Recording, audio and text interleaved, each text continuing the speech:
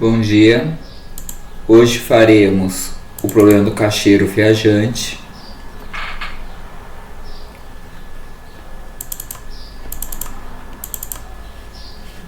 Se vocês pegarem no Moodle, no arquivo aula 01 de PO2,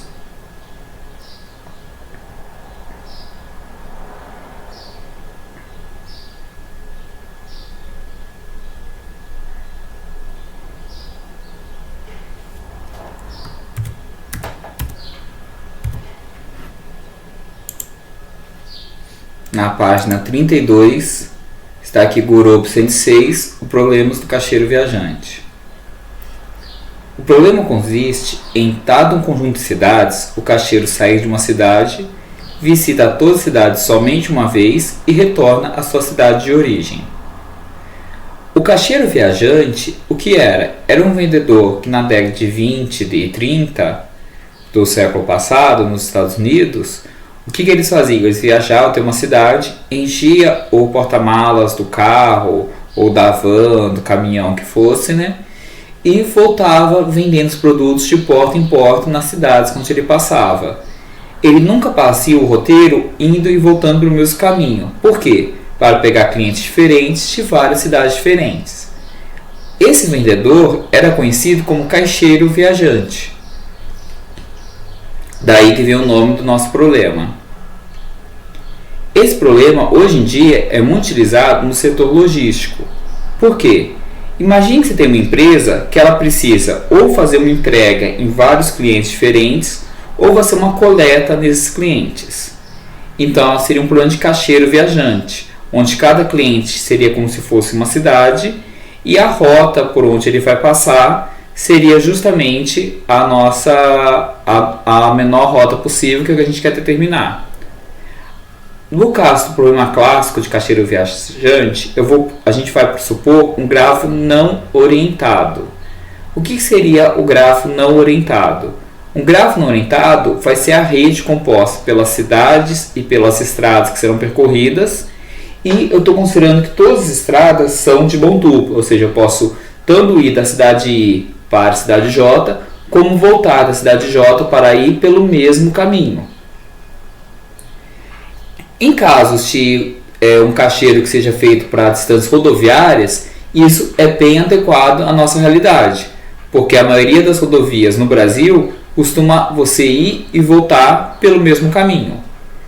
Para problemas que é o caixeiro urbano, às vezes é melhor você usar o grafo orientado. Por quê? Algumas vias você vai ter mão única, então às vezes é possível ir do nó I para o nó J, mas não é possível voltar do nó J para o nó I pelo mesmo caminho. O conjunto N vai consistir das N cidades que você possua, ou no caso o N clientes para serem visitados, e o E vai representar o conjunto de aresta entre as cidades, que são as nossas estradas, ruas ou avenidas. Vamos supor que G será um grafo completo, ou seja, todos os nós se ligam com todos os nós. A distância entre as cidades I e J vai ser dada por um C e J. E quando C e J for igual ao CJI, o problema é simétrico. Se C e J é diferente de CJI, o problema é assimétrico. Esse C e J seria o custo para você ir da cidade I para a cidade J. Esse custo pode ser representado, por exemplo, por um valor monetário, custo quilômetro rodado, custo combustível gasto, pedágio, esse tipo de coisa, ou simplesmente pela distância percorrida. Quanto menor o número de quilômetros, menor o custo. A variável de decisão será x e j. Será uma variável binária, onde o caixeiro vai receber 1 se ele for da cidade 1 para a cidade J, e 0 caso contrário. Então, por exemplo, se o caixeiro for da cidade 1 para a cidade 2, x12 recebe o valor 1. Se ele não for por esse caminho da cidade 1 para 2, ele recebe então 0. O modelo matemático ficaria minimizar o somatório em I e em J, porque estão duas dimensões, do custo IJ vezes x e j. Para todo J, as restrições o somatório em I deve ser igual a 1 e o somatório em J deve ser igual a 1. Ou seja, imagine os x e j como uma matriz. Isso daí a gente está fazendo aqui, a soma da coluna e a soma da linha. Então, por exemplo, vamos fixar no caso da primeira restrição aqui para todo j com somatório em I igual a 1. Então, o primeiro vai ser, por exemplo, o x 1 mais, como eu vou variar o I, ficaria x 2 mais x 3 mais x 4 mais x 5 teria que ser igual a 1. Isso para j igual a 1. Aí eu vou repetir isso daqui para j igual a 2. Só que aí nesse caso, em vez de ser 1, vai ser 2, 2, 3, 2, 4, 2 e 5, 2. Ou seja, observe nisso daqui, eu vou variar o j até o 5, porque eu coloquei 5 aqui também o valor do i, e o j são o número de cidades, então deve ser igual. A gente está fazendo aqui, ó, 1 para 1, 2 para 1, 3 para 1, 4 para 1, 5 para 1. Ou seja, é quem está chegando na cidade 1. Então, isso daqui equivale a se falar a chegada, né?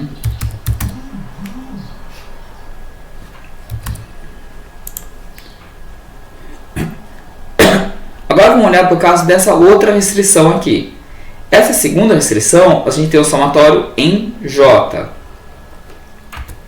Se eu for somar em J e o I vai ficar fixo, então, por exemplo, para I igual a 1, a gente vai ter J 1 mais J 2 mais x 3 mais x 4 mais x 5 igual a 1 para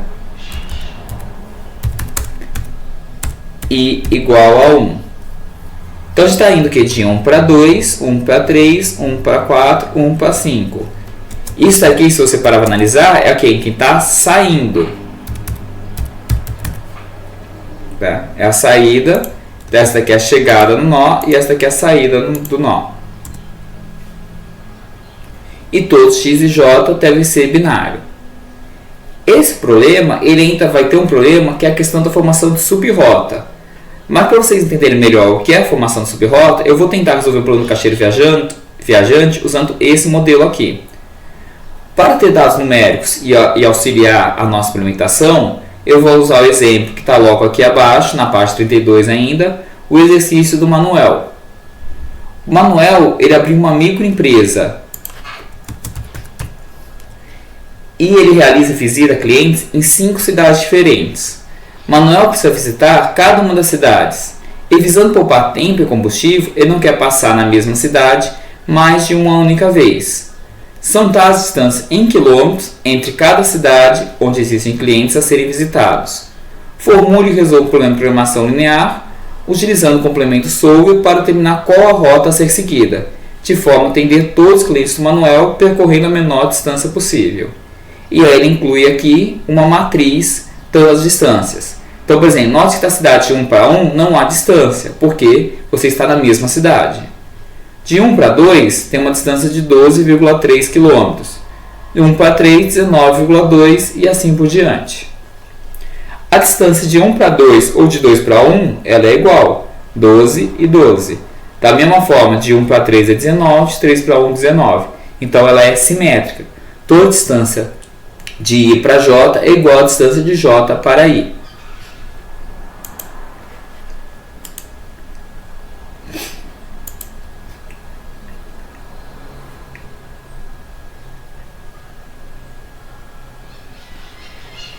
Aqui eu tenho uma planilha do WPS, eu tenho apenas os dados digitados, não está com nenhuma fórmula por enquanto, e eu vou colocar os nossos demais dados. Então, a primeira coisa, eu vou adicionar o nosso x e j.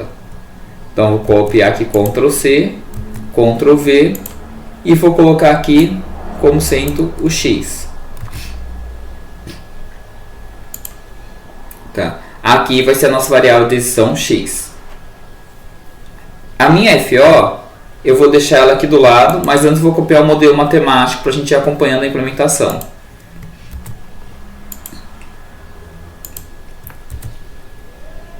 Então, por exemplo, colocar FO aqui. A FO vai ser o quê? Ser a somatório do produto entre C e J e X e J. Então é igual somar produto do nosso aqui D e J, ponto e vírgula, pelo C e J. As restrições. Primeira restrição era o somatório em I, que era na coluna, que foi o que a gente viu aqui, certo? A gente está somando uma coluna. Então, eu vou fazer a soma da coluna do X aqui. Tá? Essa soma da coluna, eu vou colocar ela logo aqui embaixo. Então, é igual a soma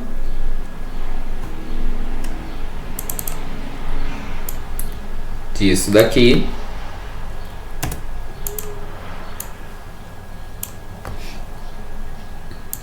e agora a soma do outro, que é a soma da linha, certo? Que é essa soma aqui que representa esse daqui. Então é igual a soma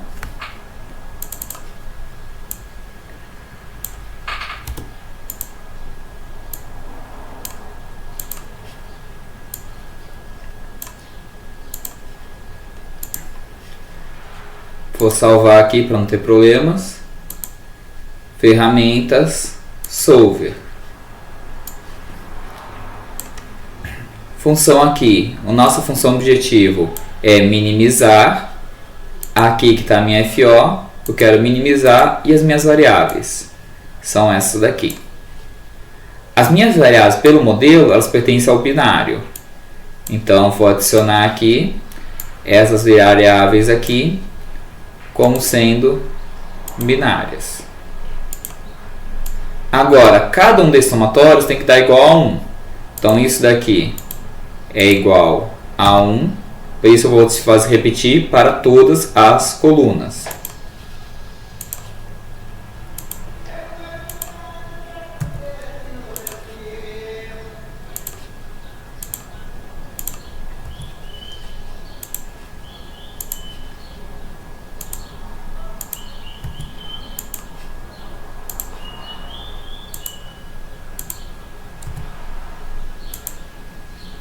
Agora eu fiz para todas as colunas, vou fazer a mesma coisa para todas as linhas.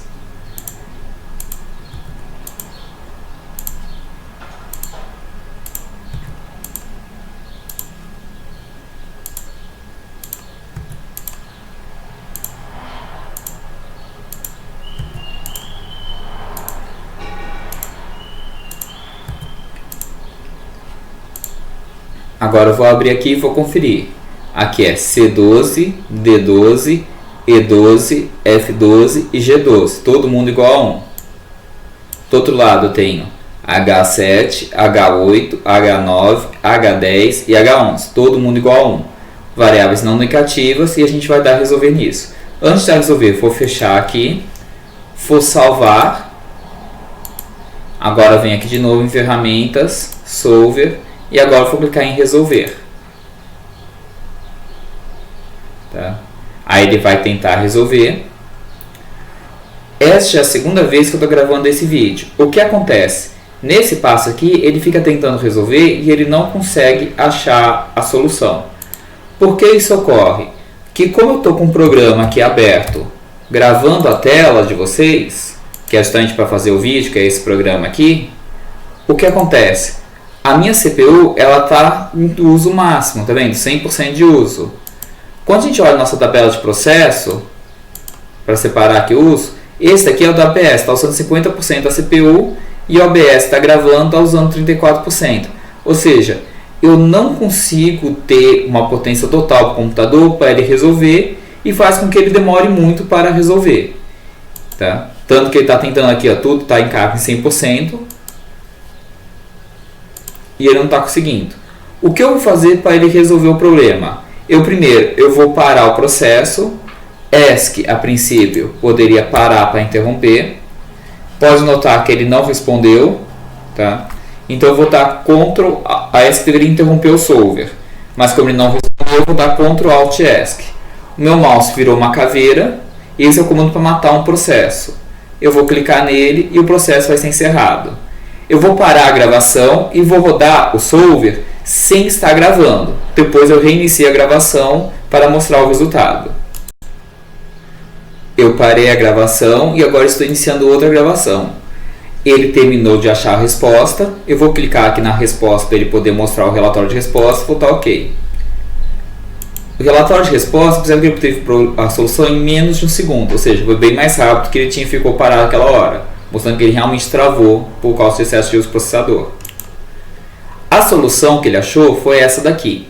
Qual a solução que foi? Quem era minha variável x e j? Era 1, se o caixeiro vai diretamente da cidade I à cidade J. Então vamos ver para onde que ele foi. Ele foi da cidade 1, por exemplo, para 2. Da cidade 2, ele foi para 5. Da 5 ele foi para 1. Então o caminho dele foi 1, 2 e 5. Se a gente for olhar agora, por exemplo, a cidade 3, da cidade 3 ele vai para 4 e da 4 ele vai para 3. 3 vai para 4 ou 4 para 3. Note que como o problema é ciclo, tanto faz quando você começar. Se eu começar a ler da 2 aqui, da 2 ele vai para 5, da 5 ele vai para 1 e da 1 ele vai para 2. Tá? O que acontece é só que ele criou aqui duas rotas diferentes. Essa formação de duas rotas foi o que a gente chama de sub-rotas. Então, esse modelo, dessa forma que ele está, ele não é viável para resolver o problema do caixeiro viajante. Para isso, existe uma outra restrição, que é para a eliminação do fluxo de rodas, que é o fluxo. Como funciona o fluxo? O fluxo vai ser uma nova variável de decisão, que vai ser o fluxo para ir da cidade I para a cidade J. Então a gente vai ter o que? Esse daqui é igual ao modelo, o que a gente adicionou foi isso aqui e esse aqui. Primeiro, todo fluxo IJ tem que ser menor ou igual que o total de cidades menos 1 vezes x e j. Então, se o x e j for 0, o máximo que o fluxo pode assumir é 0. Se o x e j for 1, o máximo vai ser o número de cidades menos 1. Como nesse problema a gente está com 5 cidades, o número máximo dele seria 4 cidades. Tá? Então a quantidade máxima de fluxo vai variar de 0 a 4. E como esse fluxo vai ser distribuído para evitar a formação de sub-rotas? É com essa restrição aqui. Tá? Então ele vai pegar, o que ele faz? Ele pega o somatório em I de F e J. Tá? Então, ele vai pegar, por exemplo, F11 mais F21 mais F31 mais F41 mais F51 menos o somatório em I, mas agora é de JI. Note que a gente inverteu os índices aqui. Aqui é IJ e aqui é JI. Então, fica menos F11 menos F12 menos F13 menos F14 menos F15 tem que ser igual a 1. F de 1 para 2, de 2 para 1, 3 para 1, 4 para 1 e 5 para 1 é o fluxo que chega. Então essa primeira parte é o fluxo que chega. A segunda parte vai ser o quê? De 1 para 1, 1 para 2, 1 para 3, 1 para 4 e 1 para 5. É o fluxo que sai. Então, o fluxo que chega menos que sai sempre é igual a 1. Como a quantidade máxima de fluxo dada pela outra restrição é de 4, o que vai acontecer? Vamos supor que ele faça uma rota qualquer. Ele vai fazer... No caso da nossa subrota tinha dado antes, tinha dado aqui 1, 2 e 5. Tá? Então, por exemplo, na cidade 1, ele vai chegar com fluxo máximo que poderia chegar, que seria, por exemplo, 4.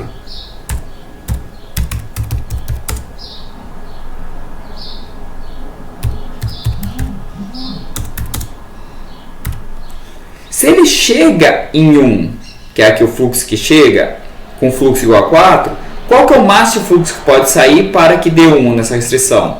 O máximo que pode sair é 3. Então, de 1, ele sai com fluxo igual a 3. A próxima que ele foi para a cidade 2. Se ele saiu de fluxo com 3, aqui de 3, então ele chega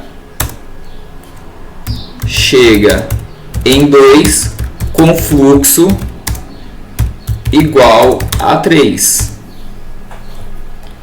Então ele vai ter obrigado a sai de 2 com fluxo igual a 2.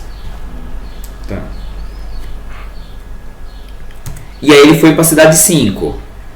Tá? Então ele chega em 5 com fluxo igual a 2. Ele sai de 5 com fluxo igual a 1. O que acontece? Se ele fizer isso, nota que ele está perdendo fluxo ao longo do caminho. Ficou 4, 3, 2, 1. Para a próxima cidade, ele teria que chegar com 1 e sair com 0. Se ele tiver desse jeito que está aqui, a gente vai ter o fluxo de 4, 3, 2. Então ele tem que forçar o quê? A próxima cidade aqui ela tem que estar na sequência para ele receber o fluxo igual a 1. Então a cidade que teria que receber o fluxo 1. Para ela receber esse fluxo igual a 1, ela tem que estar na mesma sequência de rota. Então isso vai impedir a formação de rota. Vamos colocar esse problema para resolver, que olhando a resposta a gente vai ficar mais fácil vocês visualizarem isso. Tá. Então eu vou copiar esse modelo aqui. Vou voltar aqui. Vou abrir outra planilha para deixar esse modelo aqui por enquanto sem mexer nele.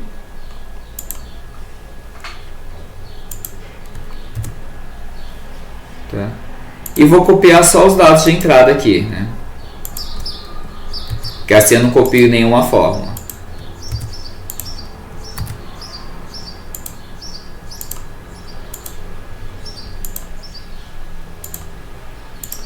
Note aqui, ó, não temos nenhuma fórmula pré-carregada. Tá tudo sem fórmula.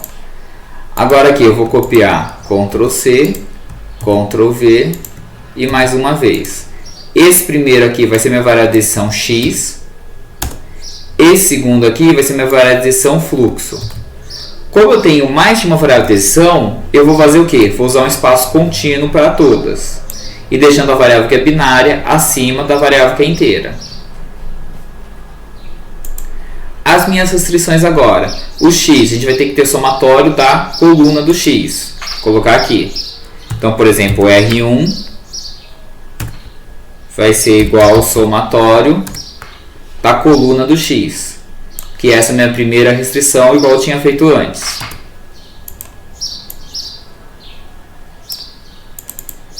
É a soma de cada um deles. A somatório da linha, que é a segunda restrição, vai ser igual ao somatório dessa linha aqui.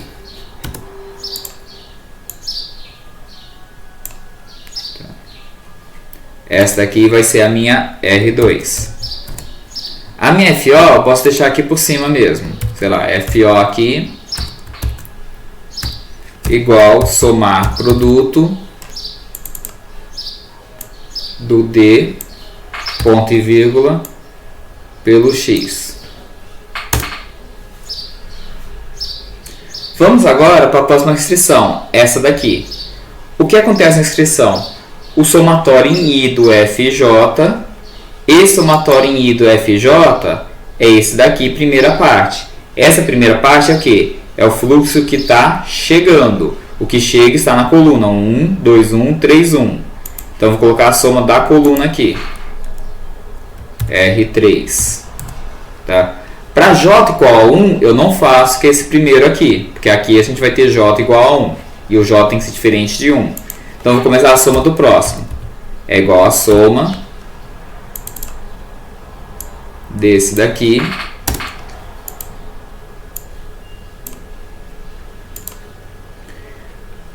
Aqui agora é a soma de quem? Da linha. Que vai ser igual, sem somando o j igual a 1, que seria o primeiro, a soma da linha aqui. E agora aqui a restrição vai ficar igual a quanto? É igual a esse daqui menos esse, que é o somatório de FJ menos o somatório de JI. Mesma coisa para o outro lado. Este menos este. Esse daqui é igual a este menos este. E esse daqui é igual a esse aqui menos este. Tá? Isso tudo aqui vai ser a minha restrição 3. Agora falta a restrição 4. A restrição 4, eu vou colocar ela aqui.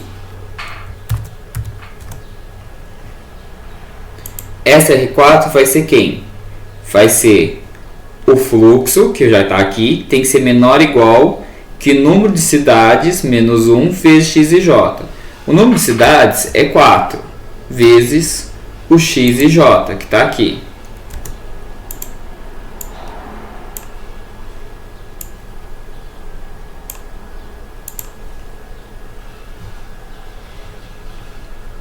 Agora é só questão de colocar no solver isso.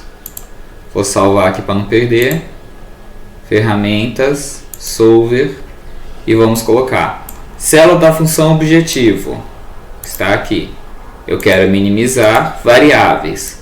Vou selecionar tudo aqui como um espaço contínuo de variáveis. Restrições.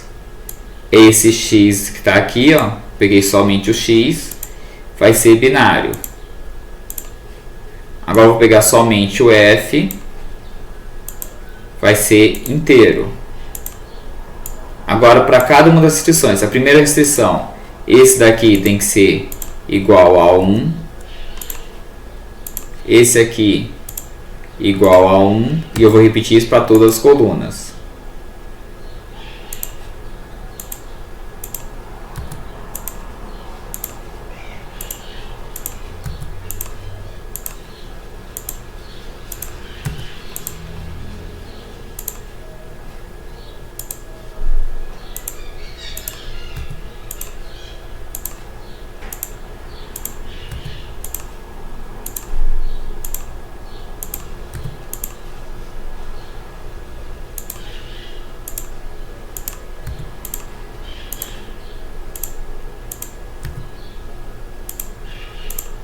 E agora vamos dar uma olhada e ver se não ficou todo mundo certo.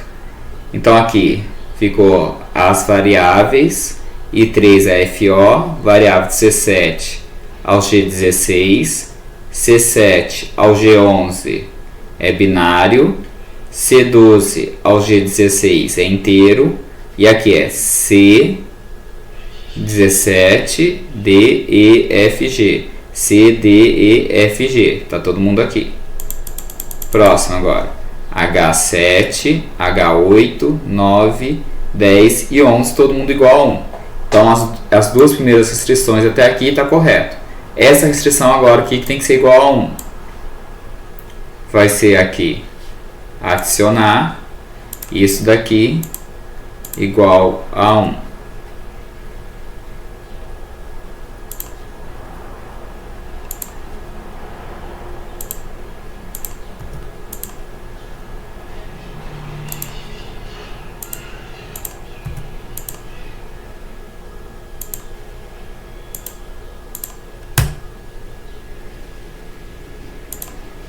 Conferindo, D19, EFG, DEFG.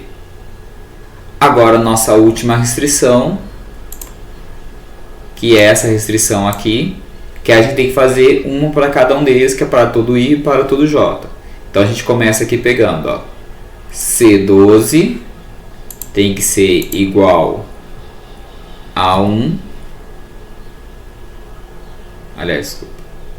C12 tem que ser menor ou igual que o resultado aqui, que é cidades menos 1 vezes x e j. Então aqui vai ser C20. C13 menor ou igual que C21. 14 com 22,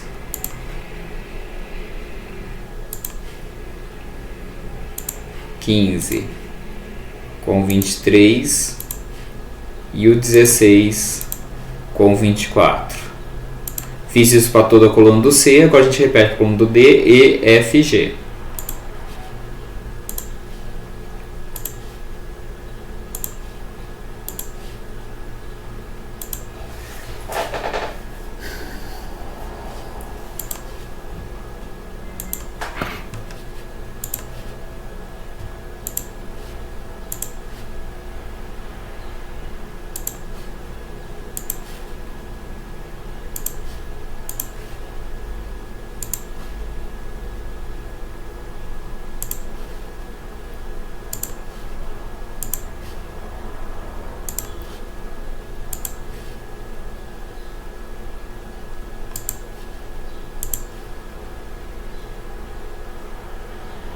Agora eu estou na coluna do E.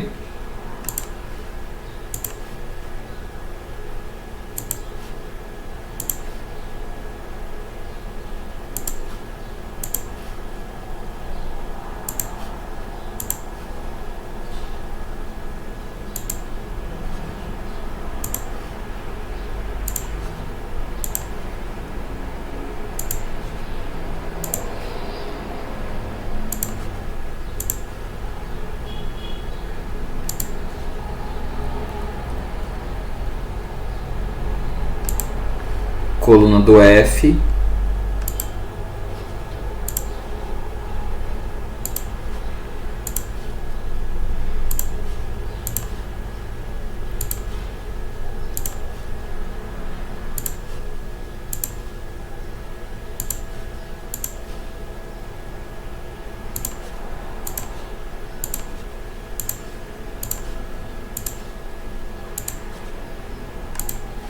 Coluna do G.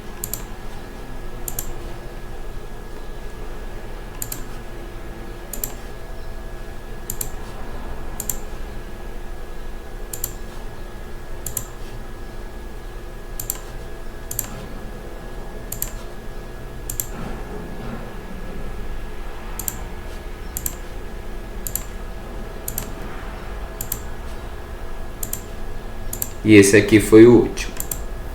Agora eu confiro para ver se ficou tudo correto, né? Tá aqui, ó. C sempre vai ser aqui 12 e 20. Então aqui, ó, 12, 13, 14, 15, 16, 20, 21, 22, 23, 24. 12, 13, 14, 15, 16, 20, 21, 22, 23, 24.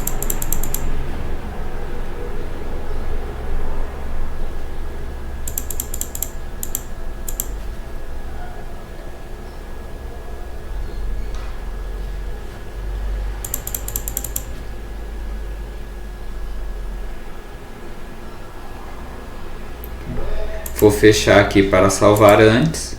Se eu mandar rodar agora, vai estar o mesmo problema que deu aqui nessa planilha, na hora que deu errado. Então, em vez de eu mandar rodar agora, eu vou vir aqui, deixar aqui a ferramentas, Solver, tá? E antes de eu clicar em resolver, eu vou parar o vídeo, tá? Parar a gravação, rodo e depois eu volto. Aqui ele já voltou agora a gravar e ele já terminou de rodar. Vou pedir o relatório de resposta também e vou dar OK. O relatório de resposta está aqui, ele levou 1.11 segundos para achar a resposta. Tá, então note que no primeiro caso ele rodou em 0,7 segundos e no segundo em 1.11. Ou seja, foram todos os problemas rápidos sendo resolvidos. E aqui está a nossa solução. O total da distância percorrida é 75 km. E o que ele fez? Saindo, por exemplo, do nó 1, ele foi para o nó 5, do nó 5 ele foi para o nó 4, do 4 ele foi para o 3, do 3 ele foi para o 2, do 2 ele foi para o 1. Tá? E aí você pode correr isso de qualquer forma. Se a gente começar por outro nó, por exemplo, começar pelo nó 2, ele vai de 2 para 1, de 1 para 5, de 5 para 4, 4 para 3, 3 para 2 e 2 para 1. Tá? As distâncias que ele percorreu nesse caso, se a gente for colocar aqui para marcar, vamos marcar aqui, ó, de 1 para 5, de 5 ele foi para 4, então seria essa, de 4 ele foi para 3, de 3 ele foi para 2, de 2 ele foi para 1. Total de descanso somado aqui 75,234 km. Tá? O fluxo, se a gente for olhar, de 1 para 5 ele tinha 4 unidades de fluxo. De 5 para 4 ele caiu para 3, que é 4 menos 3, perdeu um fluxo. De 4 para 3 foi para 2, 3 para 2 ficou com 1, 2 para 1 ficou 0. Aí do 0 para cá, né, que seria para j igual a 1, foi quando não vale a restrição, né, porque para j é diferente de 1, aí ele aceitou 4. Então note que ele sempre houve a perda exatamente de 1 unidade de fluxo. Todas as cidades que está aqui chegou 1 e de todas saiu 1.